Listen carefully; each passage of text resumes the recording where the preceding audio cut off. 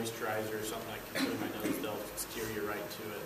Well, and the concentrator I have, it goes up to 5 liters, has a water unit on it. Yep. And then the 10-liter unit that I have for exercise has the water bottle on it also. Yep. And then I use the CPAP at night that has a humidifier. Yeah. So, Definitely helps for comfort. and then the other thing is you've got it up there, Lori, the meal. This meal that sinus rinse. These two are up the grass when they're coming off first walls.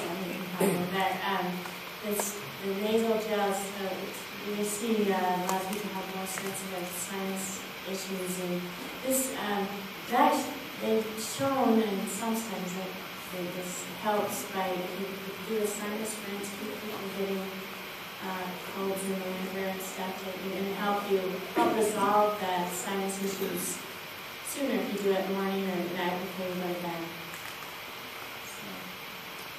We get good reports on that. Yeah, I haven't had any negative reports so far. What's it called again? Neomed sinus rinse. You can get it at Walmart or any of the pharmacies. They have a whole list here, but we do have you don't need a prescription for it. It's just they use it's not you do the home rinses with salt and baking soda. And this is a pre-measured for you, so you can make your own solution. With distilled water. We used it with just tap water and it seems somewhat effective, but probably less irritating than distilled and water. And then here's one, this is the comfort cannula that wraps around your head, could be used to ease the burden on your nose. So maybe that would be something to consider. And then that TTO is you've seen people, they haven't seen very many people, but they put the oxygen through their neck.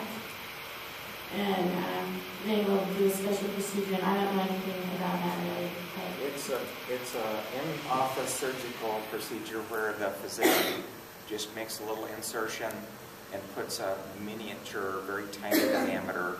It's kind of like a trach tube, so that you can button a shirt up over your oxygen hose. No one knows you're on oxygen, other than this big tank you're dragging. But as far as having something on your face that's not there, and we've seen people drastically reduce their oxygen needs because it's going direct. We don't waste a lot of space in the nose and oropharynx, which brings a couple of things up. People think that if they breathe through their mouth that they're losing some oxygen, and that's not really the case.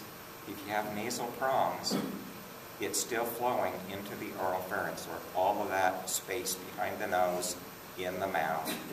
And so if you take a breath in your mouth and it's filled with oxygen, you get the same amount as if you were breathing through your nose.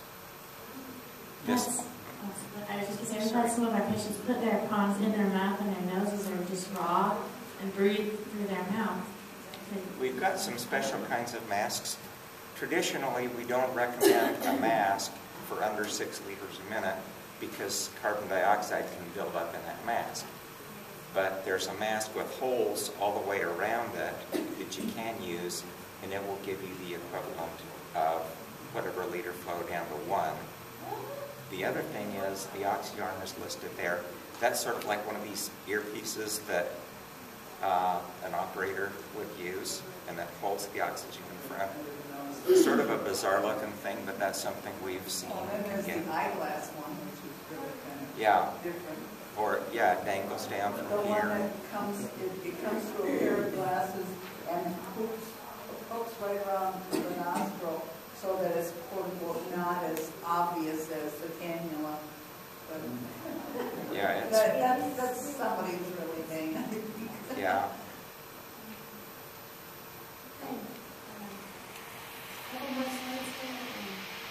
Obviously, I think everyone in this room has one. If you don't talk to someone and get one immediately, and no one makes one that's approved by the FDA.